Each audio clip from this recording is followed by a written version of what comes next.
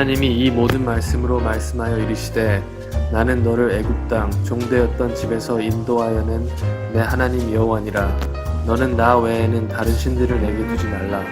너를 위하여 새긴 우상을 만들지 말고 또 위로 하늘에 있는 것이나 아래로 땅에 있는 것이나 땅 아래 물속에 있는 것에 어떤 형상도 만들지 말며 그것들에게 절하지 말며 그것들을 섬기지 말라. 나 내 하나님 여호와는 질투하는 하나님인즉 나를 미워하는 자의 죄를 갚되 아버지로부터 아들에게로 3, 4대까지 이르게 하거니와 나를 사랑하고 내 계명을 지키는 자에게는 1000대까지 은혜를 베푸느니라. 너는 내 하나님 여호와의 이름을 망령되게 부르지 말라. 여호와는 그의 이름을 망령되게 부르는 자를 죄 없다 하지 아니하리라. 안식일을 기억하여 거룩하게 지키라.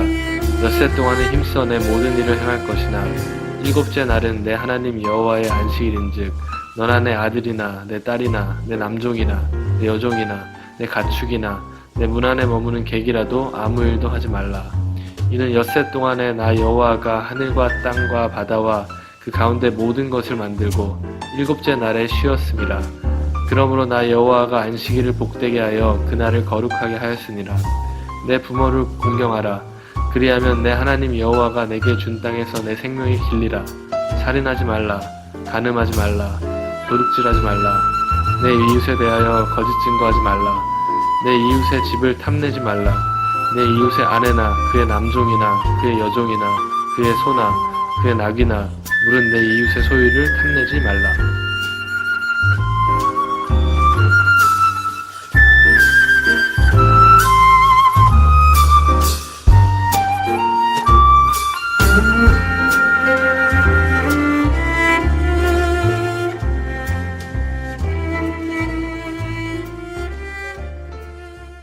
읽어준 이 출애굽기 20장 1절에서 17절 말씀을 중심으로 해서 우리 십계명 이제 첫째 시간 이제 들어갑니다.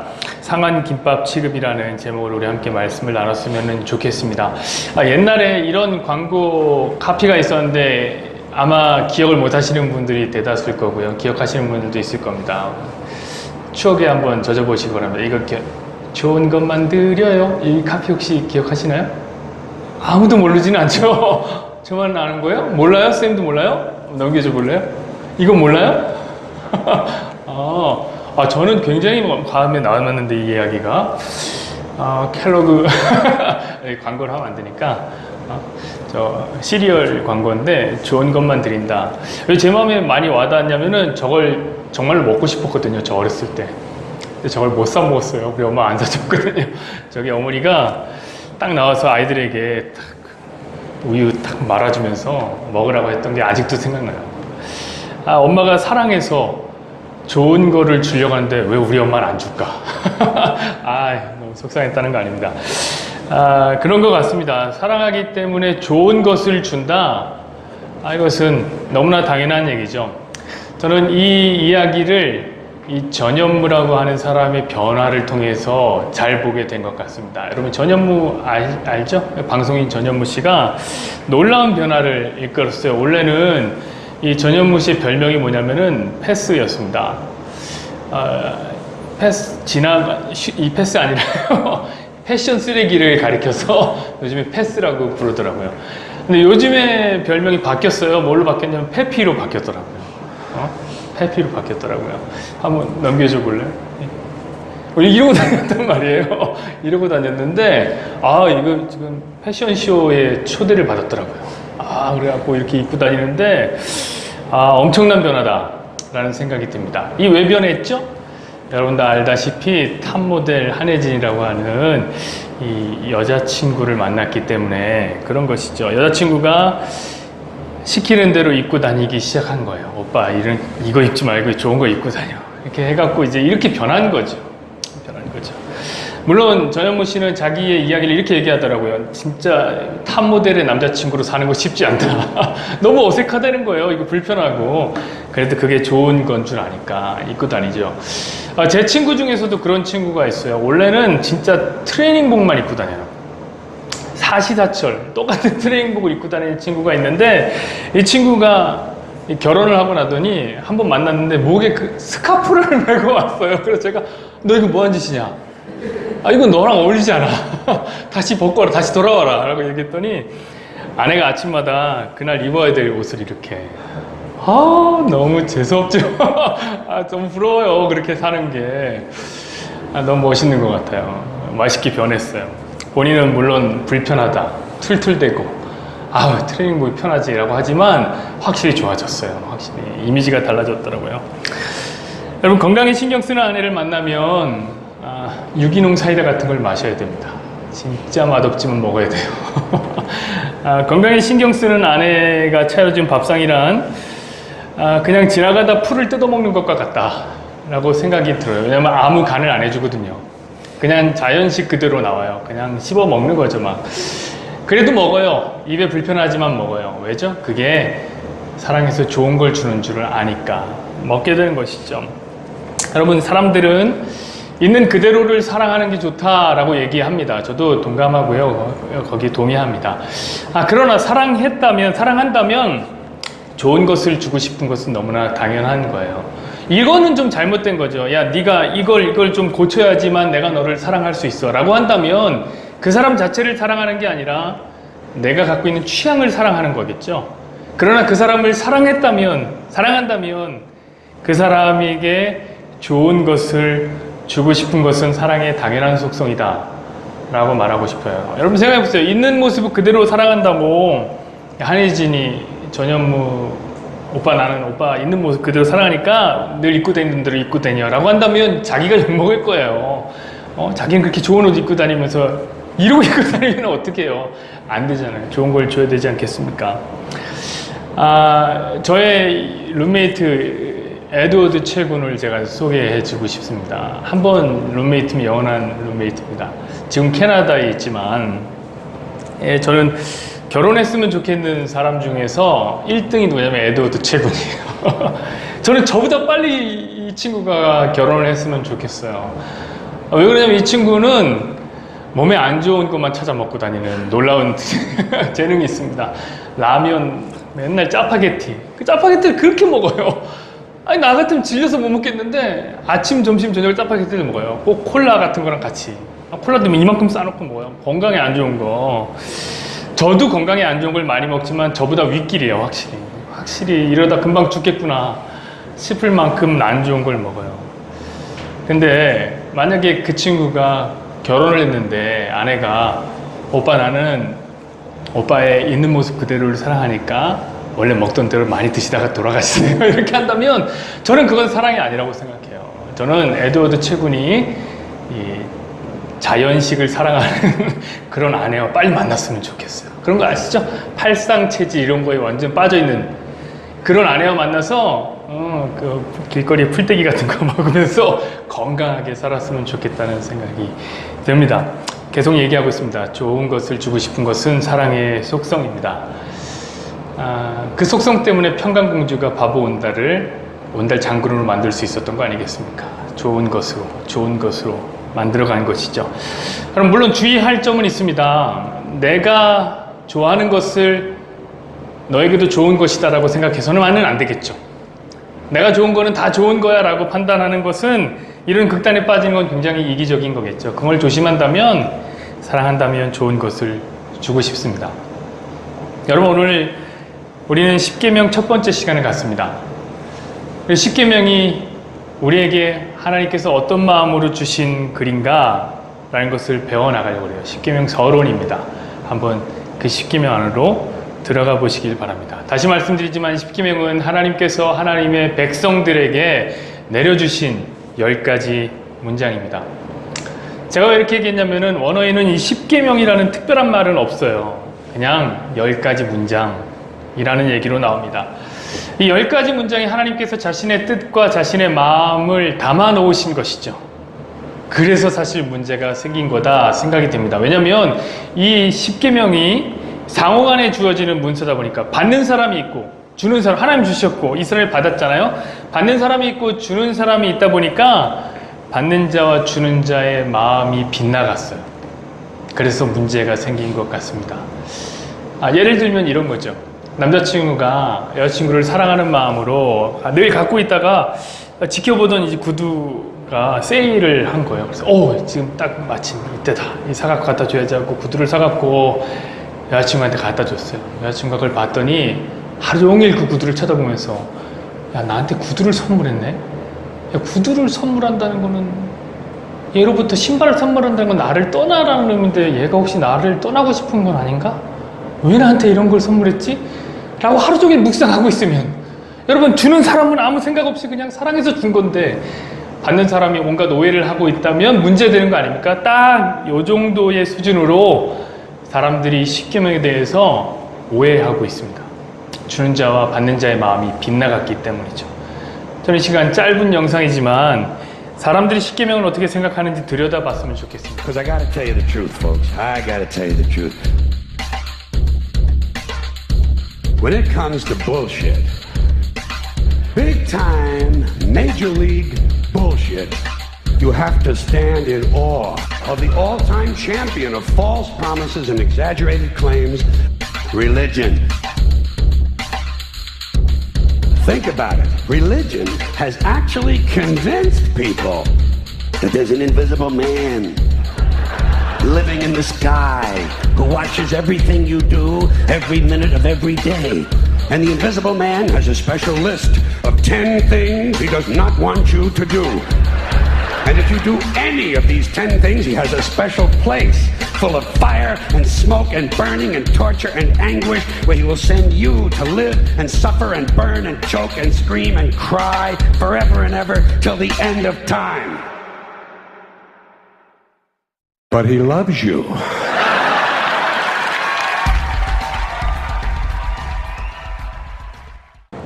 시대정신이라는 영화에 나오는 한 편입니다.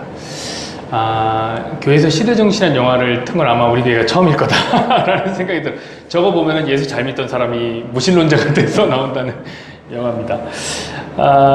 사람들이 이런 생각을 갖고 있다는 거예요. 시대정신이라는 게 뭐죠? 시대가 갖고 있는 생각들, 이데올로기라는 걸 얘기하는 건데 사람들이 하나님에 대해서 이런 판단을 갖고 있는 거예요. 그분이 무서운 분이에요. 하늘 꼭대기에서 우리 감시하는 CCTV 같은 분이에요. 하나하나 다 따져보고 우리를 지켜보고 있다는 거죠. 그분이 이 세상을 향해서 휘두르는 무서운 심판의 칼이 있는데 그게 뭡니까? 십계명이라는 거죠. 그 십계명으로 이 세상 사람들을 다 자르고 죽이고 있다. 그러면서도 사랑한다라고 얘기하더니 이런 얘기를 하고 있는 것 아닙니까?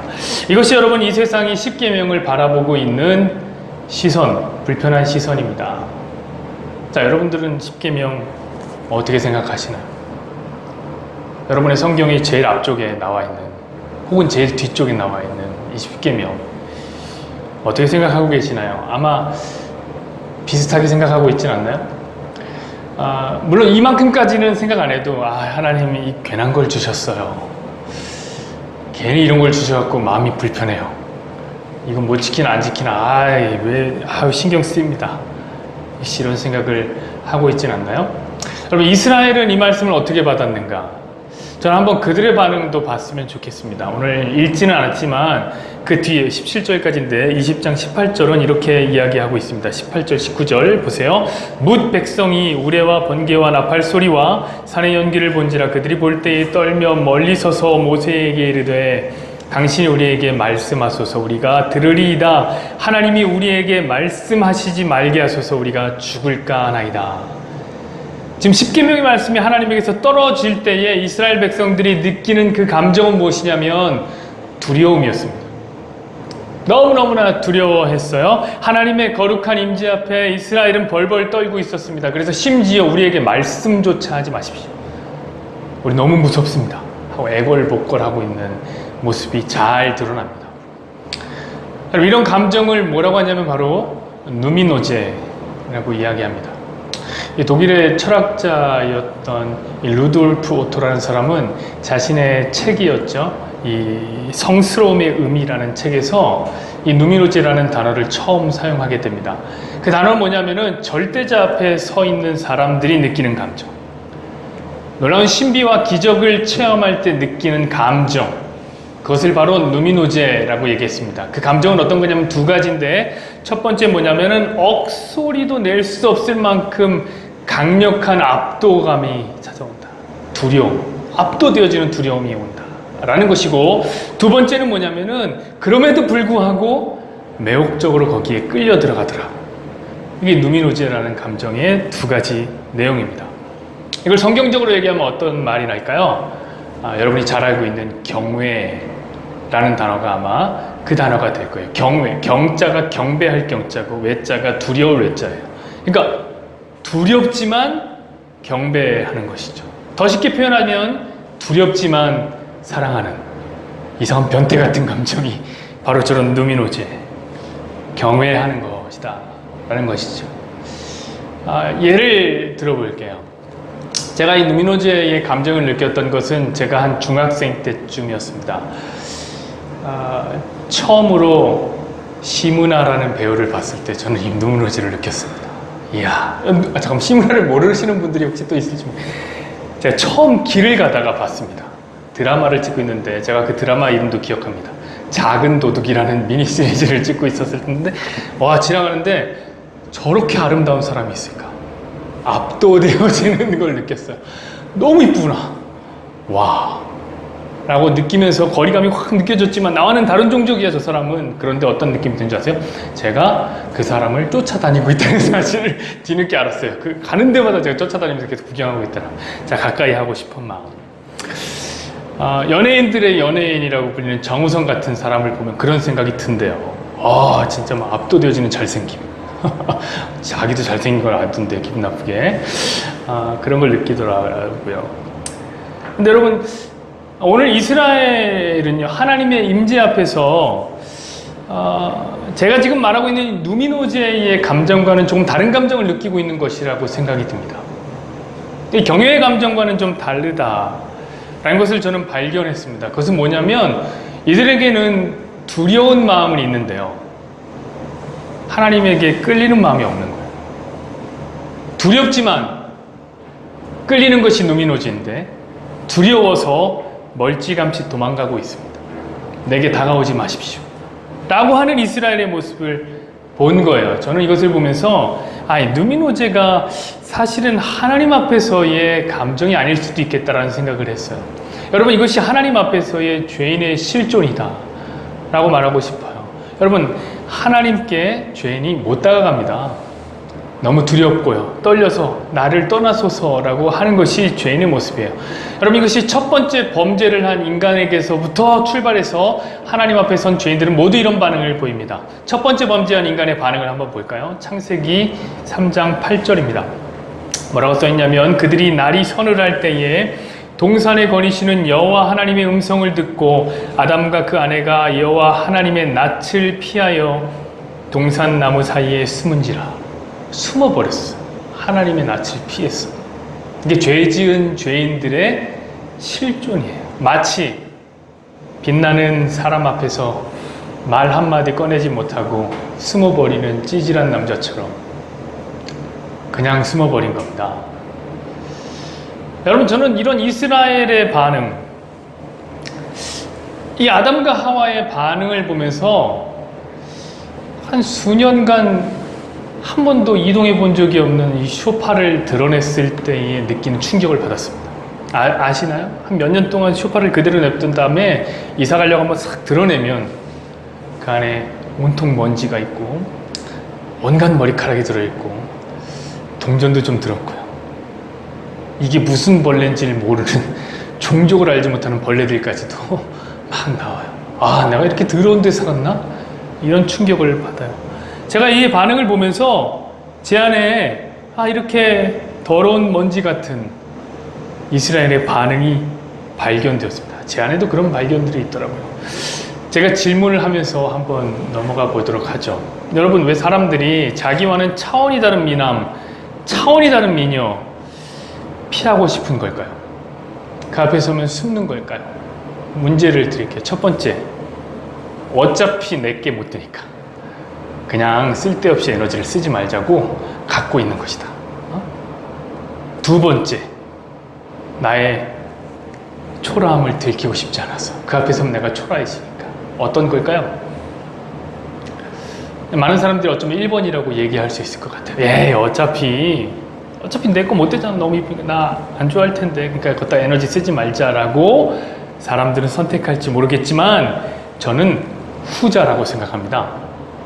초라한 게 드러나기 싫어서. 왜 그러냐면은 우리 사람들이 어떤 존재냐면요, 로또를 사는 존재예요. 여러분, 로또의 당첨 확률이 어느 정도인 줄 아십니까? 800만 분의 1이에요. 그 확률을 믿고 로또에 자기 에너지를 투자한다니까요. 자기 돈을 투자하고요, 거기에 일주일 동안 내 삶을 걸어요. 그 작은 종이 하나에 일주일 동안 마음을 빼앗겨서 살아간단 말이에요. 사람들이요, 로또를 산다니까요. 혹시나 하는 마음이 있다면, 저 여자가 나의 마음을 받아줄 혹시나 800만 분의 1의 가능성이라도 있다면 사람은 거기에 가능성을 둔다니까요. 그리고 다가가요. 그래서 찍어 넘기려고 할 거예요. 그런데 못 하잖아요. 그렇게 못 다가가요. 왜 그런 거예요? 사실은 초라해지기 싫어서 그런 거예요. 자신이 초라해지기 싫어서. 여러분, 사람들은 자기 누추한 모습이 발견되어지는 것, 들통나는 거 너무너무 싫어해요. 예전에 그 DJ DOC가 불렀던 그 머피의 법칙 보면 이런 한 부분이 나오는데 확 공감이 됩니다. 꼬질꼬질 지저분한 내 모습, 그녀에게 보이지 말아야지 하면 벌써 저쪽에서 그녀가 나를 어이없이 바라볼까? 이런 혹시 부분 기억나시나요? 그거 한번 상상해 보세요. 그 전에 어떤 전제를 깔았냐면 한 며칠 못 씻었대요. 그리고 목욕탕을 찾으러 갔는데 전기후일에 걸린 거예요. 너무 꼬질꼬질한 모습, 이거 내가 사랑하는 여자한테 걸리지 말아야지 하면 거기에서 있다는 거죠. 죄송합니다. 제가 드는 예가 너무 옛날 곡들밖에 없어서 죄송합니다만, 그 마음이 느껴지지 않나요? 사랑하는 사람에게 자기 누추한 모습을 보이기 싫은 것은 인간의 너무나 당연한 마음이란 말이죠. 여러분, 짝사랑하는 사람이 너무나 아름다우면 아름다울수록 숨고 싶은 거 아닙니까? 짝사랑하는 사람이 김태희라면 말하기 힘들어요.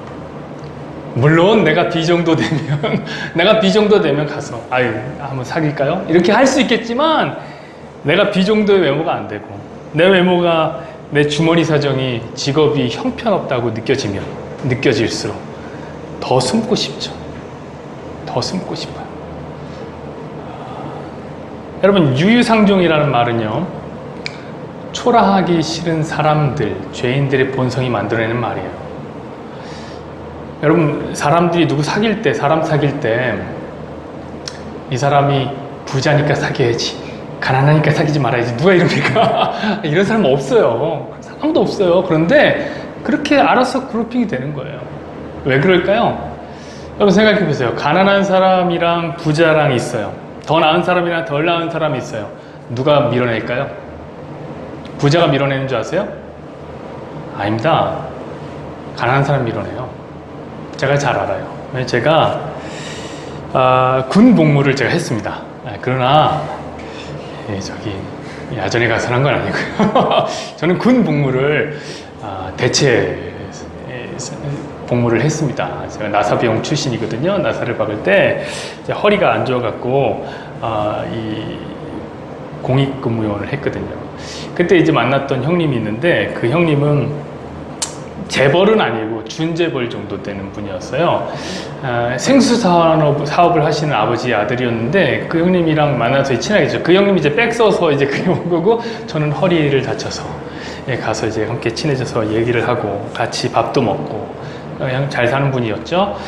벤츠도 타고 다니고 아무튼 잘 살았습니다. 같이 친하게 지내다 보니까 밥 먹을 기회도 많았어요. 그럼 대개 한 10에 9은 그 형님이 맛있는 거를 사줬어요. 사람이라는 게 어떻게 10번 더 얻어먹습니까? 그거 너무 힘들잖아요. 그럼 제가 한 번은 사야 돼요. 한 번은 사야 돼요. 근데 제가 그 형님과 만나면서 이런 생각이 들었어요. 저를 발견한 건데, 그 한 번에 벌벌 떨고 있는 나 자신을 발견한 거예요. 진짜 많이 맛있는 걸 얻어먹었는데 한 번 사줄 때도 좀 좋은 걸 사주면 괜찮잖아요. 근데 그거 할 수 있는 제 주머니 사정이 안 되는 거예요.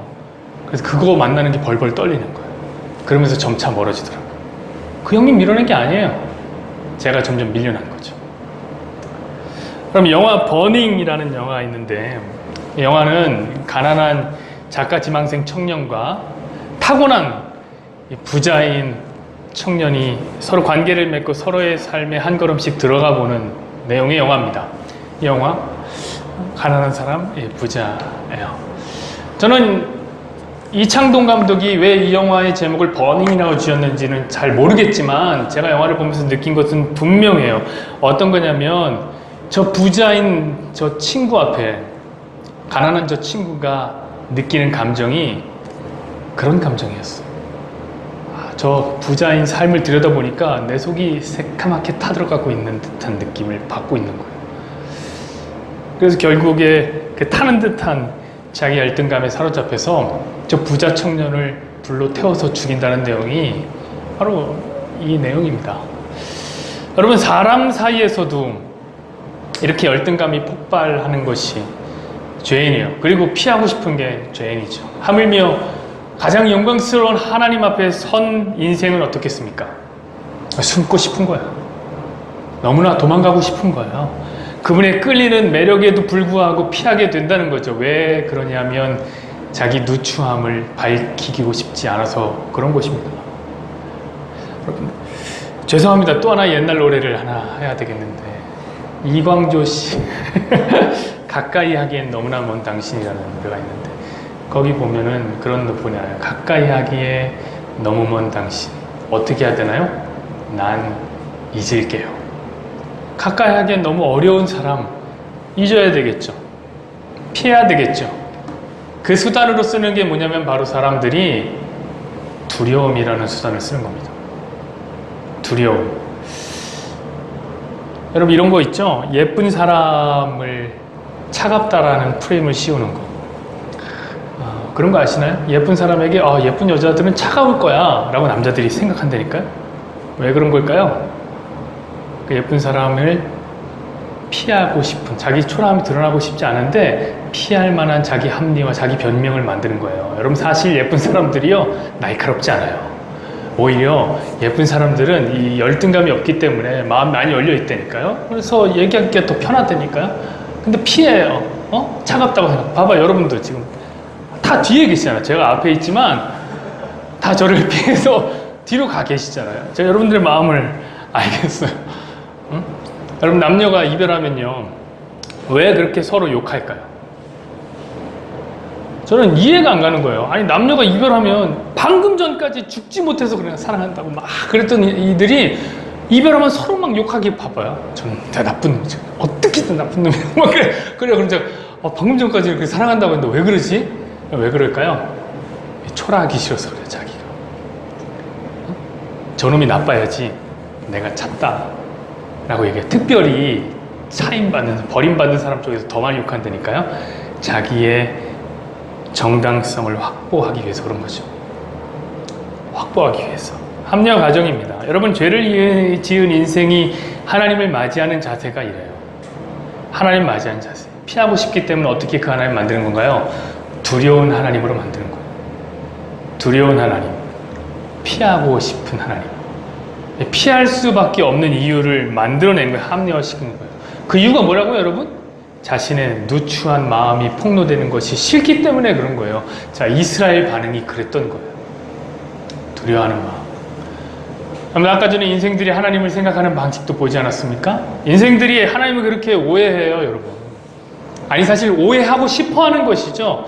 두려운 하나님, 괴물 같은 하나님으로 만들고 싶은 거예요. 자, 그렇다면 그 두려운 하나님이 주시는 십계명은 어떨까요? 그건 역시 두려운 것으로, 그건 역시 괴물 같은 것으로, 이거 먹으면 체하고, 이거 먹으면 나한테 안 좋고, 이게 날 힘들게 하고, 이게 날 괴롭히는 것으로 생각한다는 거예요. 자, 그런 두려운 하나님을 바라보는 시선으로 이 십계명을 바라보면 온갖 퍼즐들이 그렇게 맞기 시작합니다. 자, 십계명이라는 것은 어떤 거냐면요, 표현 방식 자체가 고대의 조약이 이런 식으로 돼요. 고대의 조약의 양식을 따지고 있습니다. 십계명이 두 판이 주어지잖아요. 두 판이. 어떤 사람은 이제 여기에 이제 1부터 4계명이 있고 여기부터 6부터 7계명이 있다. 뭐 이런 식으로 해서 대신 관계, 대인 관계 뭐 이렇게 나눠서 있다는데 그렇게 저는 생각하기 좀 어렵다고 생각해요. 이게 지금 고대의 조약법을 근거하고 있기 때문에 고대에 보면은 이 전쟁에서 이긴 사람들이 이제 왕이 속주국이 되는 거고요. 종주국이 되는 거고. 이 전쟁에서 진짜 속국이 되는 거죠. 다스리는 자와 지배를 받는 자가 있잖아요. 그들 사이에 이런 조약을 쓴단 말이에요. 너 내 말 들어. 어떻게 해. 뭐 이런 조약을 쓴단 말이에요. 그런 어떤 양식으로 이게 쓰여졌단 말이죠. 그래서 둘 써서 하나씩 논아갖는. 그래서 두 판이 된 건데, 자, 이랬다고 하니까 여기에 이제 하나님을 두려워하는 시선으로 보면 어떻게 된 겁니까? 그래, 바로 그거지. 하나님이 우리를 억압하려고, 우리 삶에 찾아 들어와서 짓누르고 우리를 괴롭히고 우리가 하기 싫어하는 것들을 잔뜩 만들어 놓은, 그게 바로 십계명이지. 이게 생각, 마치 우리가 일본과 맺었던 강화도 조약이나 을산드 계약처럼 불평등한 조약이야 이게 라고 생각하는 거죠. 그런 관점으로 보면 분위기도 이상해요. 그럼 19장, 이 출애굽기 19장 18절 보면 이렇게 써 있습니다. 한번 보여주시죠. 신의 산에 연기가 자욱하니 여호와께서 불 가운데 거기 강림하시니라. 그 연기가 온기가 막 연기가 같이 떠오르고 온 산이 크게 진동. 무서워요. 으시시해. 을신연스러워요. 떨려요. 말씀만 봐도 가까이 하고 싶지 않은 먼 하나님으로 여겨버린단 말이죠. 영화도 그래서 그렇게 만든 거 아니에요? 옛날에 이 영화, 이 하나님과 모세의 이야기를 가지고 십계라는 영화가 만들어졌는데, 그 영화 보세요. 영화 내내 웅장한 음악이 계속 들려요.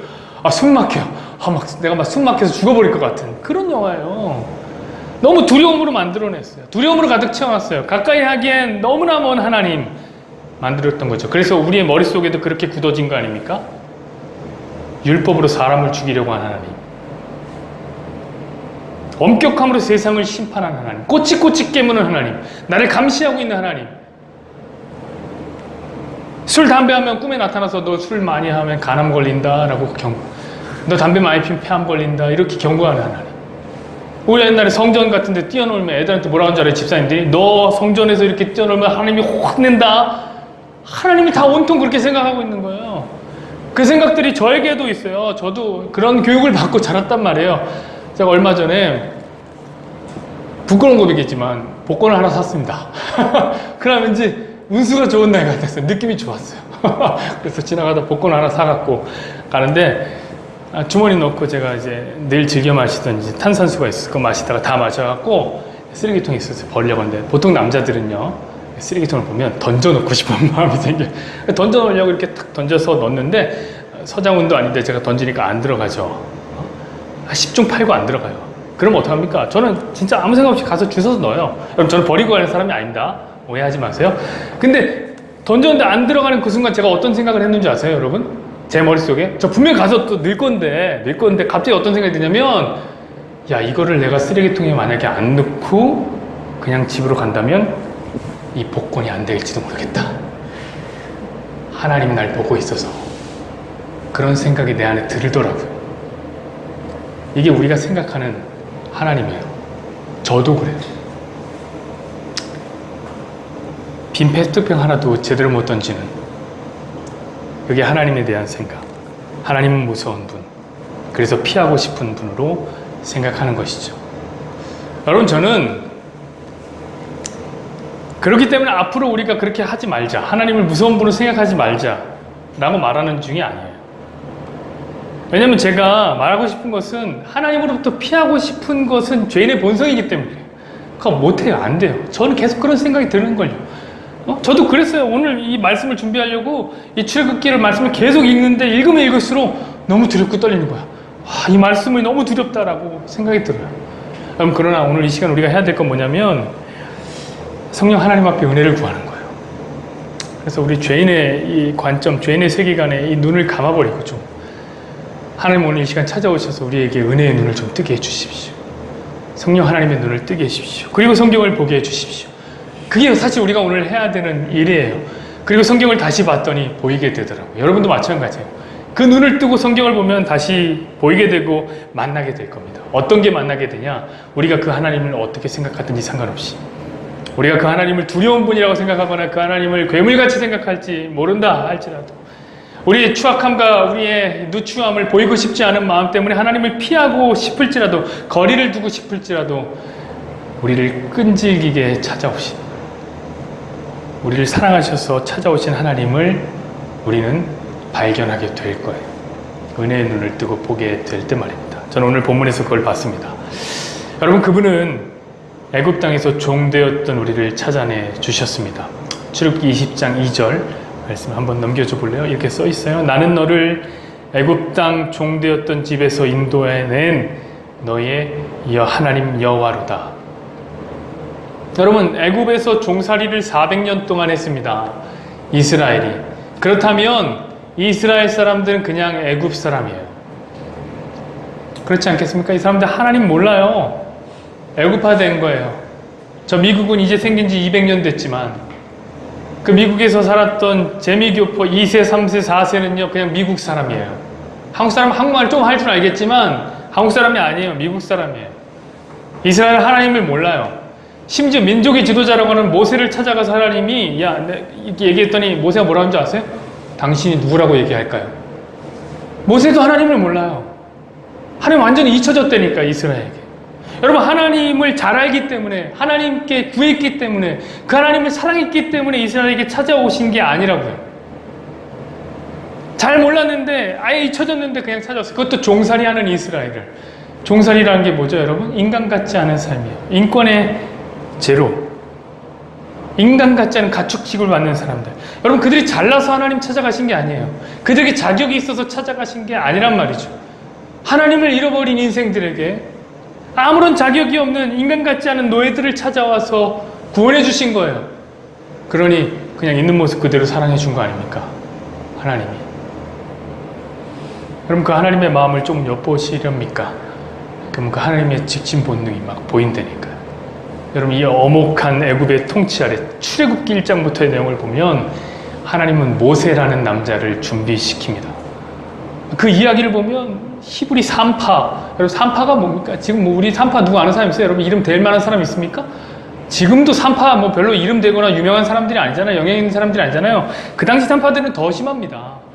히브리 3파 이름이 나와요. 십부라와 부하를 준비시킵니다. 아, 도대체 그 사람들이 뭐길래? 모세를 준비시키기 위해, 모세를 죽지 않게 갈대상자에 띄워갖고 하나님께서 갈대상자에 그 갈대상자가 뭐죠? 이 테바가 갈대상자입니다. 응? 그 테바에 띄워갖고 홍보를 좀 해야지. 테바에 띄워갖고 강에 실습니다. 그 테바가 넘어가지 아니하게 꼭 붙잡고 두 손 하나님이 이렇게 하수를 걸어가다가 그 아이를 애굽의 바로의 여동생의 가슴에 품에 안겨주는 그 일까지 하나님이 하시는 것. 여러분, 우리가 출애굽기를 보면 알 수 있어요. 여러분, 만왕의 왕이신 하나님이, 온 우주를 통치하시는 그 하나님이 너무 좀스럽지 않나요? 이로 가서 그 일을 하고 있는 걸 보세요. 왜 그 일을 하시는 겁니까? 자기 백성을 구원하기 위해서 그 일을 하고 계세요. 그 어린 모세를 질병으로부터 보호하고 잘 자라게 하시고, 애굽에서 왕자로 40년 동안 지내게 하시고, 미디안의 광야에서 양치기로 40년 동안 지내시는 이 한 사람의 인생에도 하나님은 적극적으로 철저하게 개입하십니다. 왜 한 사람의 인생에 이렇게 철저하게 개입하십니까? 자신의 백성 이스라엘을 구원할 민족의 지도자로 세우기 위해서 그런 겁니다. 이 모세가 광야에서 부름을 받습니다. 떨기나무 앞에서, 타지 않는 떨기나무에서 임하신 그 하나님의 말씀을 들어요. 그 말씀이 뭐냐면, 내 백성을 구원해라. 내가 친히 내 백성의 울음소리를 들었다. 내가 내 백성의 슬픔을, 우고를 안다. 라고 하나님이 말씀하셨다고. 여러분, 그분이 무서운 괴물 같은 분입니까? 그분이 무서운 분입니까? 조금 잘못하면 개작두를 대령하라는 포청천 같은 분입니까? 그분이 아니란 말이에요. 하나님이 모세를 낮춰 이 광야의 떨기나무에서 만난 이유가 있어요. 그 광야가 뭐기 때문에, 모세가, 왕자였던 모세가 광야에서 그렇게 사는 모습이 어떤 모습과 같기 때문에, 이스라엘 애굽에서 종살이하는 모습과 같기 때문에 그런 거예요. 같이 개입시킨 거죠. 모세의 삶의 이야기에서 이스라엘의 이야기를 꺼내고, 떨기나무 역시 마찬가지입니다. 하나님이 떨기나무에 탁 임하시는데 그 떨기나무는 조각목가라고 합니다. 조각목. 조각목은 쓸 데가 없어요. 목재로 쓸 수가 없는 거예요. 그래서 이 떨기나무라는 말이 어떤 뜻으로 또 쓰이냐면 불필요하다 라는 말로도 쓰인단 말이에요. 불필요한 것에 임한 거예요. 그게 뭐죠, 여러분? 여러분 아시잖아요. 조각목 뭐라고 그랬죠, 제가? 성도. 이스라엘이 그 조각목이라니까요. 조각목을 이스라엘을 상징할 때 쓴다니까요. 바로 이스라엘에게 임하겠다. 내가 불필요한 그 이스라엘 자들 가운데 임하겠다 라고 하시는 말씀이 바로 그거에 다 이렇게 준비된 거예요. 여러분, 이 정도면 거의 하나님의 적극적인 프로포즈 영상 같지 않나요? 영상 만들어서 쏴준 거예요. 여러분 앞으로 한번 나중에 결혼할 때 대영이랑 한번 써먹어라. 팁을 줄게요. 결혼 프로포즈를 할 때 여러분 이런 거 한번 생각해 보세요. 여자친구가 있는데 이렇게 카페에서 이런 거 나오잖아요. 딱 띄워주는 거예요. 제 사진이 딱 나와요. 제가 걸음마 하는 사진이 딱 나온단 말이에요. 음악이 딱 깔리고 멋진 음악이. 거기에 글이 탁. 당신이 태어났을 때 나는 걸음마를 하고 있었죠. 뭐 한두 살 차이였나 보죠. 그럴 때만 써먹을 수 있는 거야. 한 10살 차이 나는데 쓰면 안 돼. 그러면서 이렇게 얘기하는 거죠. 당신에게 달려가려고 난 넘어지고 또 넘어졌습니다. 대박이죠? 벌써 느낌이 오죠? 밥 먹는 사진 탁 올려. 당신과 이상적인 키 차이 15cm를 만들기 위해서 나 열심히 먹었습니다. 공부하는 사진을 딱 거기다가 전 진짜 공부를 싫어하고 혐오했지만 당신 먹여 살릴 수만 있다면 내 최선을 당신께 바치겠습니다. 그렇게 써갖고 음악이랑 해서 올려보세요. 여러분 이거는 다 뻥이에요. 그렇지 않나요? 그때 그 생각으로 하고 한 거 아니잖아요. 걸음마 걸으려고 한 건가요? 아니란 말이에요. 그렇지만 나름 감동적이지 않습니까? 이렇게 하면? 여러분 근데 하나님은 진짜예요. 하나님의 프로포즈는 진짜예요. 다 사실이에요. 이스라엘을 건져내기 위해서 이스라엘을 만나려고 준비하신 거예요. 그 모든 것을 하나하나 섬세하게. 우리 출애굽기 19장 4절에서 6절 한번 보십시다. 이렇게 써 있습니다. 나의 애굽 사람들에게 어떻게 행하였는가? 내가 어떻게 독수리 날개로 너희를 업어 내게로 인도하였음을 내가 보았느니라. 너희가 보았느니라. 세계가 다 내게 속하였으니 너희가 내 말을 잘 듣고 내 언약을 지키면 너희는 열국 중에서 내 소유가 되겠고 너희가 내게 대하여 제사장 나라가 되며 거룩한 백성이 되리라. 너는 이 말을 이스라엘 자손에게 고할지니라. 여러분 노예 근성에 빠져 있어서 한 치 앞도 애굽 밖으로 나갈 수 없는 이스라엘을 내 백성으로 만들기 위해서 거룩한 내 백성으로 만들기 위해서 업고 나온 이가 있다고요. 자기 등에 업고 저벅저벅 애굽을 빠져나왔다고. 여러분 그런데 십계명 하나 못 지켰다고 죽이는 무서운 하나님이라고요?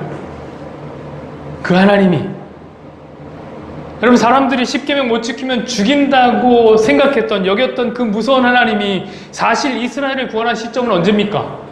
십계명이 주어지기 전에 구원하셨단 말이에요. 구원하기 전에 시점이 중요한 거 아니에요? 여러분 십계명을 지켜야 구원해 주신 게 아니라 애굽에서 종살이를 하던 이스라엘 백성을 먼저 사랑해서 구원해 준 거예요. 사랑했기 때문에 그런 거죠. 그런데 십계명쯤 못 지킨다고 다 죽인다는 거는 말도 안 되는 소리란 말이에요, 여러분. 구원은 이미 이스라엘의 것이에요. 구원은 이미 우리의 것이에요. 여러분 우리의 율법 지킨가 이스라엘의 율법 지킨가 아무 상관없이 그냥 주신 거예요. 근데 왜 자꾸 하나님을 율법 안 지키면 죽이는 무서운 하나님으로 보냔 말이죠. 여러분 하나님은 십계명을 지키든 안 지키든 우리를 사랑하셔서 구원하셨습니다. 우리의 있는 모습 그대로를 사랑하셔 구원하신 거예요. 그리고 주신 것이 무엇이냐? 십계명이란 말이에요. 그럼 이게 뭡니까? 우리 서두에 얘기했듯이 좋은 것만 드려야 해요. 이게 우리에게 좋은 거 준 거예요. 사랑하기 때문에 이 패스였던 전현무를 좋은 옷을 주는 한혜진처럼 죄악에 대해 아무 감각이 없는 우리가 죄스 아닙니까? 죄스들에게 좋은 옷을 입혀주고 싶은 거예요. 그러나 십계명은 우리를 죽이는 수의가 아니에요. 하나님 우리에게 꼭 입혀주고 싶었던 명품 10종 세트란 말이죠. 여러분 하나님 곁을 피하려고 하나님에게 씌워놓은 프레임을 벗고 보십시오. 십계명 우리에게 찾아오신 하나님의 사랑입니다. 말씀했죠. 저를 참 울린 사연이 하나 있습니다. 한 병사에게 지적장애 어머니가 있었던 것 같아요. 이건 실제 있었던 일이에요. 이 병사가 군대에 있었으니까 이 어머니가 면회를 찾아온다고 했대요. 여러분 사실 지금 우리도 면회 가는 거 쉽지 않잖아요. 자가용 안 끌고 버스 타고 가는 거 쉽지 않아요. 면회 가는 거. 근데 지적장애 어머니가 면회를 간다고 하니까 너무 흥분된 거야 아들이. 때 빼고 광내고 엄마한테 잘 보이려고 막 칼각 잡고 이러면서 기다렸던 거죠. 근데 어머니가 안 오신 거예요. 너무 상심했죠. 그래도 그래 엄마가 오기는 힘들지. 우리 엄마는 오기 힘들지. 그리고 하룻밤을 꼴딱 보냈다고 해요. 그리고 그 다음날 이제 일과를 시작하려고 하는데 어머니가 짠 나타나신 거예요. 그것도 손수 집에서 싸온 김밥과 통닭을. 여러분 누가 요즘에 김밥과 통닭을 싸갖고 갑니까? 그죠? 거기서 시켜 먹어요. 근데 모르니까 싸운 거죠. 너무너무 기뻐서 이 병사가 어머니를 끌어안고 막 눈물이 조를 합니다. 그 다음에 이제 차분해진 상태로 이제 밥을 싸웠으니까 먹으려고 김밥을 탁 싸서 씹었는데 이 김밥에서 쉰내가 확 나는 거예요. 확 쉬어버린 거예요. 상해버린 거예요. 어떻게 된 걸까요? 알고 봤더니 어머니가 어제 온 거야, 사실. 어제 왔는데 이 버스터미널에 내렸는데 이 어머니가 지적장애인이라는 걸 알고 소매치기가 어머니 지갑을 훔친 거죠. 나쁜 놈들 많습니다. 그럼 이렇게 부탁해서 다시 집으로 가야 되는데 이 어머니가 아들 보고 싶은 마음이 너무 큰 거예요. 그래서 거기서부터 물어서 걸어서 부대까지 간 거예요. 하루 종일 땡볕에서 공기에 노출된 김밥은 당연히 상했겠죠. 통닭 당연히 상했겠죠. 그리고 하루 다음날 부대에 온 거예요. 그리고 부대에서 사정을 봐서 면회를 해준 거죠. 여러분, 이 어머니가 김밥이 상한 줄 알았으면 안 줬을 거예요. 근데 지적장애를 갖고 있기 때문에 몰랐어. 줬죠. 생각해 보십시오. 이 아들이 한 입 먹고 어우 쉽네 하고 쓰레기통에 버렸겠습니까? 안 버렸어요. 그 우걱우걱 잘 먹었대요. 여러분, 그거 먹고 아들 아프지도 않았어요. 더 건강하죠. 더 힘내야죠. 엄마의 사랑을 받았으니까. 생각해 보세요. 상한 김밥도 여러분 사랑하는 마음으로 주면 세상에서 가장 건강한 음식이 될 수 있는 겁니다. 근데 어찌 여러분, 우리 그리스도인들은 사랑하는 마음으로 주신 이 십계명을 상한 김밥 취급하는 것입니까? 이거 먹으면 죽을 것 같은 거, 이건 나에게 안 맞는 거, 이거 먹으면 상해서 배탈 날 거. 하나님이 기독교에 주신 세 가지 보물이 있다고 합니다. 첫 번째는 사도신경이요, 두 번째는 주기도문, 세 번째는 십계명입니다. 여러분, 저는 하나님께서 우리에게 보물로 주신 십계명을 상한 김밥 취급하지 않는 우리 태반교회 식구들 되기를 소망합니다. 여러분, 십계명은 사랑이에요. 이 계명을 예수님이 뭐라고 하신 줄 아십니까? 마태복음 22장 36절 40절 보십시오. 이렇게 써 있어요. 선생님이요, 율법 중에 어느 것이 제일 크니까? 예수께서 가라사대 네 마음을 다하고 목숨을 다하여 뜻을 다하여 주 너의 하나님을 사랑하라 하셨으니 이것이 크고 첫째 되는 계명이요, 둘째는 그와 같으니 내 이웃을 내 몸같이 사랑하라 하셨으니 이 두 계명이 온 율법과 선지자들의 강령이니라. 자, 온 율법의 강령이 두 가지래요. 하나님 사랑과 이웃 사랑. 그러니까 사랑이라는 거죠. 온 율법에는 무엇도 포함됩니까? 십계명도 포함되는 거죠, 여러분.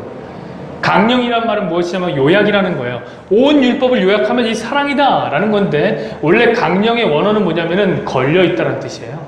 그러니까 못 같은 거에 걸려있다.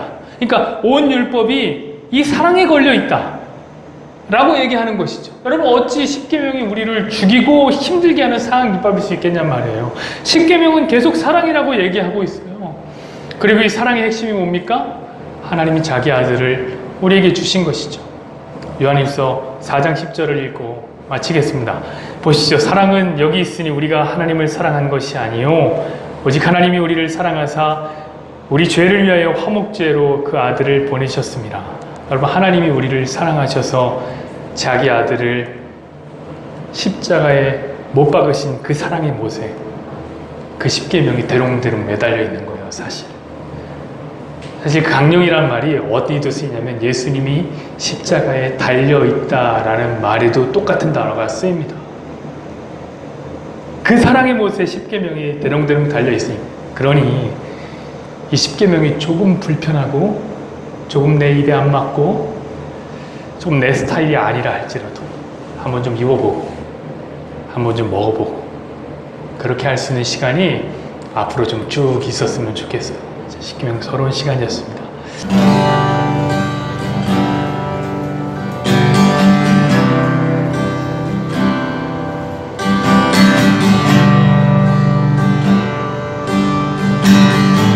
하나님의 사랑을 생각하며 고백합시다.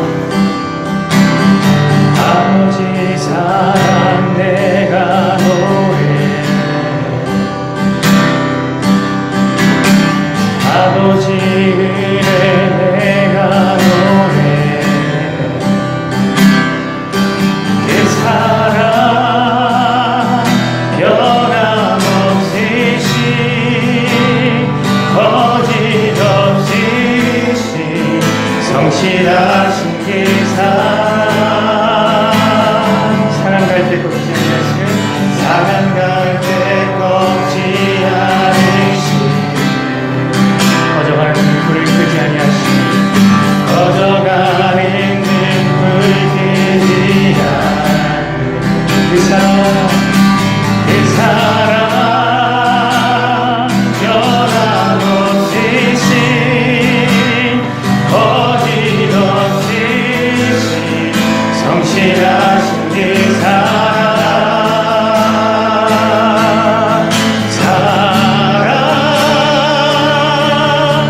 그 사랑 날 위해 죽으신 날 위해 다시 예수 그리스도 다시 오실 그 사랑 지금도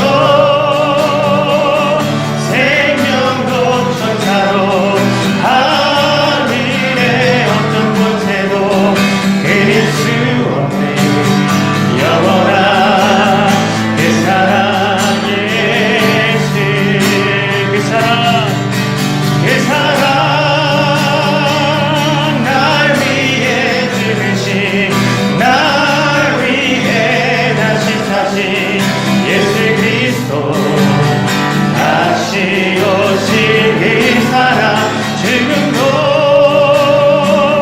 생명도 천사도 하늘의 어떤 곳에도 그릴 수 없는 영원한 그 사랑 예수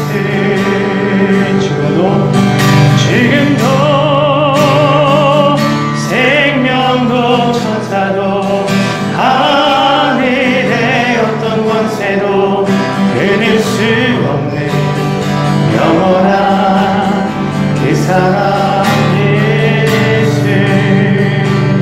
우리 시간 함께 기도하면서 나갑시다. 여러분 우리 마음속에 있는 하나님에 대한 오해들 너무 많죠. 두려운 하나님, 야, 왜 이렇게 나에게 꼬치꼬치 따지고 개문습니까?